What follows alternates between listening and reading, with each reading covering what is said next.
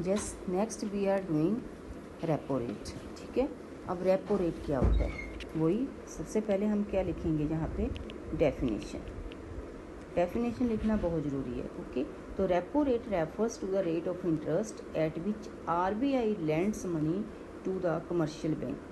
जब आरबीआई जो है रिजर्व बैंक ऑफ इंडिया है वो कमर्शियल बैंकों को पैसा उधार देती है तो वहाँ पे वो उनको रेपो रेट देना पड़ेगा। आपने पहले भी देखा बच्चे, बैंक रेट में भी ऐसे था। ठीक है, बट डिफरेंस आपका यही है कि बैंक रेट में आपको कोई सिक्योरिटी नहीं जमा करवानी पड़ती थी, लेकिन रेपो रेट में है वो सिक्योरिटीज़ को जमा करवाना पड़ता है। ठीक है, अगर कमर्शियल बैंक कोई कोलैटरल या सिक्योरिटीज़ जमा करवाएगी आरबीआई के पास तभी आरबीआई उसको पैसा उधार देगा, अदरवाइज़ नहीं देगा। ओके, तो the commercial banks take loan from RBI. ठीक है, basically correct to their liquidity status. कभी कभी क्या होता है जो आरबीआई से वो कमर्शियल बैंक क्यों पैसा उधार लेता है, कभी कभी उसकी सिचुएशन ऐसी हो जाती है कि उसको उधार लेना ही पड़ता है, उसके पास जो लिक्विडिटी है जो कैश है वो कम होता है। ठीक है, अब रेपो रेट यहाँ पे ये होता है कि आपके बच्चे बुक में ये एक लिखा हुआ है सिक्योरिटीज़ को रीपरचेज करना, ये करना, अगर वो लिखना है तो लिखो, नहीं तो सीधा भी आप लिख कर सकते हो। ठीक है, इसमें सीधा लिखना ये है कि राइज इन रेपो रेट। अगर रेपो रेट बढ़ेगा, हमने ये देखना है कि रेपो रेट की सहायता से वो इन्फ्लेशन और डिफ्लेशन को कैसे कंट्रोल करता है। ओके, डेफिनेशन लिखने के बाद हम आगे जाएंगे। राइज इन रेपो रेट, अगर रेपो रेट बढ़ाता है, ठीक है, जो इंटरेस्ट रेट जो आरबीआई ले रहा है कमर्शियल बैंकों से, अगर वो बढ़ता है तो क्या होगा, जब वो रेपो रेट बढ़ेगा तो बच्चे जो कमर्शियल बैंक है वो इंटरेस्ट रेट बढ़ाएंगे। ठीक है, जो पब्लिक के साथ वो डील करेंगे वो इंटरेस्ट रेट बढ़ाएंगे। जब वो बढ़ाएंगे तो क्या होगा, कॉस्ट ऑफ कैपिटल बढ़ेगी।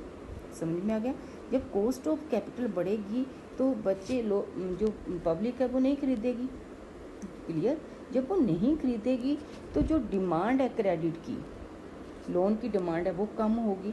जब कम होगी तो क्या होगा, फिर जब कम ही हो जाएगी तो क्रेडिट क्रिएशन तो होगा ही नहीं, फिर कमर्शियल बैंक क्रेडिट क्रिएशन नहीं करेंगे। जब नहीं करेंगे तो क्या होगा, fall in the money supply, जो इकोनॉमी के अंदर सप्लाई ऑफ मनी है वो फॉल करेगी, इसलिए लोगों के पास पैसा नहीं पहुंचेगा, परचेजिंग पावर कम होगी और इसकी वजह से क्या हो जाएगा, इन्फ्लेशन कंट्रोल में आ जाएगा। ठीक है, लेकिन दूसरी ओर अगर प्रॉब्लम आती है, अगर फॉल इन, अब जहाँ पे लिख लो, अगर फॉल इन रेपो रेट होगा तो क्या होगा, जैसे रेपो रेट कम होगा बच्चे तो इंटरेस्ट रेट भी कम होगा। ओके, जब इंटरेस्ट रेट कम होगा तो इसका उल्टा हो जाएगा, fall in the cost of capital, capital की कॉस्ट जो है वो कम होगी। बच्चे जैसे ही कैपिटल की, जब पूंजी की कैपिटल की कॉस्ट कम होती है तो डिमांड ज़्यादा होगी, क्योंकि प्राइस एंड डिमांड का तो आपको पता ही है इन्वर्स रिलेशनशिप है। तो यहाँ पे क्या हो जाएगा, rise in the demand for credit, लोगों को पैसा चाहिए, क्रेडिट क्रिएशन ज़्यादा होगा। जब क्रेडिट क्रिएशन होगा तो मनी सप्लाई क्या कर देगी, जहाँ पे राइज करेगी। ठीक है, जब राइज करेगी तो इकोनॉमी के अंदर मनी सप्लाई ज़्यादा होगी, लोगों के पास पैसा आएगा, परचेजिंग पावर बढ़ेगी, then we can control the problem of deflation. ठीक है, मैंने इसको दोनों साइड से नहीं लिखा, मैंने एक ही लिखा है, दूसरा आपने अपने आप बना के लिखना है। Fall in repo rate, you have to write your own self. तो रेपो रेट की सहायता से भी we can overcome the problem of inflation as well as deflation. Okay, now we go for reverse repo rate. Okay, reverse repo rate, again वही बात है, आपको reverse repo rate में भी क्या करना है, आपने पहले क्या लिखना है, डेफिनेशन। ठीक है, मैंने रिवर्स रेपो रेट का आपको बताया था उसमें जब हमने टर्म्स करा था कि रिवर्स रेपो रेट क्या होता है। Reverse repo rate refers to the rate of interest at which the commercial banks can deposit their surplus funds with the RBI. जब कमर्शियल बैंकों के पास, ठीक है, जब कमर्शियल बैंकों के पास ज़्यादा पैसा होता है तो वो इंटरेस्ट रेट कमाने के लिए वो आरबीआई को उधार दे देती है। ठीक है, और this allows the commercial bank to generate interest income हो गया। These funds have nothing to do with legal cash reserve of the commercial bank with the RBI। ये बात ध्यान में रखना है आपने, अगर ये रिवर्स रेपो रेट वो उससे पैसा कमा रही है तो लेकिन CRR और SLR जो भी गाइडलाइंस RBI की है उसको इनको फॉलो करना ही पड़ेगा, उसके ऊपर कोई इम्पैक्ट नहीं होने वाला। क्लियर? ये तो सिर्फ कमर्शियल बैंकों के अगर पास ज़्यादा पैसा है तो RBI उनसे उधार ले लेता है अपनी ज़रूरतें पूरी करने के लिए। ओके, तो उससे जो उनको इंटरेस्ट रेट देना पड़ता है RBI को कमर्शियल बैंकों को, that is called reverse repo rate. और एक बात मैंने पहले भी बताया था कि रिवर्स रेपो रेट कम होता है और रेपो रेट ज़्यादा होता है। रिवर्स रेपो रेट हमेशा कम होता है। क्यों होता है वो मैंने अर्लियर वीडियो में आपको बताया है। अब हम माइंड मैप की सहायता से देखेंगे कि क्या होता है। Rise in the reverse repo rate, अगर रिवर्स रेपो रेट ज़्यादा होगा मतलब RBI जो कमर्शियल बैंकों को इंटरेस्ट रेट है वो ज़्यादा दे रही है। जब ज़्यादा दे रही है तो नेचुरली ये कमर्शियल बैंक लालची हो जाएंगे थोड़ा सा। वो क्या करेंगे, more funds are parked by the commercial bank with RBI। वो ज़्यादा से ज़्यादा पैसा जो है वो RBI के पास जमा करवाएंगे, किसके लिए, टू जनरेट इंटरेस्ट इनकम। जब ऐसा करेंगे तो उनके पास पैसा कम बचेगा। समझ में आ गया? वो क्रेडिट क्रिएशन के लिए उनके पास पैसा कम बचेगा। किनके पास? कमर्शियल बैंकों के पास। Less funds are used as CRR funds.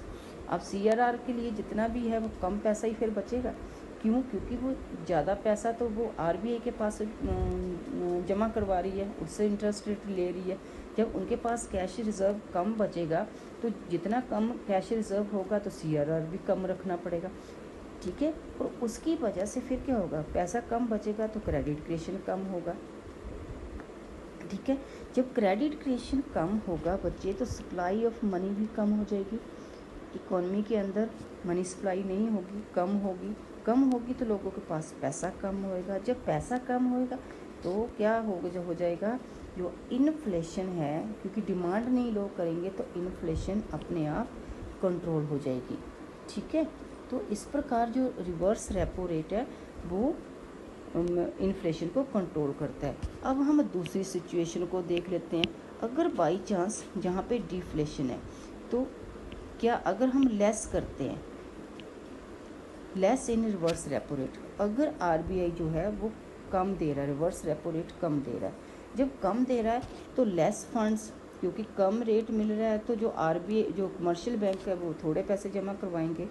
जब थोड़े पैसे जमा कराएंगे तो उनको फिर उनके पास ज़्यादा पैसा बचेगा, इसलिए मोर फंड्स यूज़ करेंगे CRR के लिए, कैश रिजर्व इशू के लिए, और फिर क्रेडिट क्रिएशन ज़्यादा होगा। ठीक है, जब क्रेडिट क्रिएशन ज़्यादा होगा क्योंकि जब RBI के पास कम पैसा जमा करवा रहे हैं due to less reverse repo rate, तो कमर्शियल बैंकों के पास पैसा बचेगा। जब बचेगा तो फिर क्या होगा, जो सप्लाई मनी है वो क्या करेगी, इंक्रीज़ करेगी। जब इंक्रीज़ करेगी परचेजिंग पावर बढ़ेगी, लोगों की डिमांड बढ़ेगी। ठीक है, और उसके साथ जो डिफ्लेशन की प्रॉब्लम है वो क्या हो जाएगी, कंट्रोल में आ जाएगी।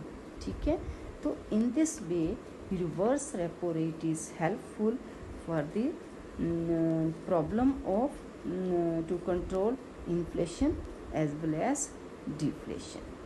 क्लियर? तो ये थे आपका repo rate and reverse repo rate. Next 2 instrument in next video. Thank you.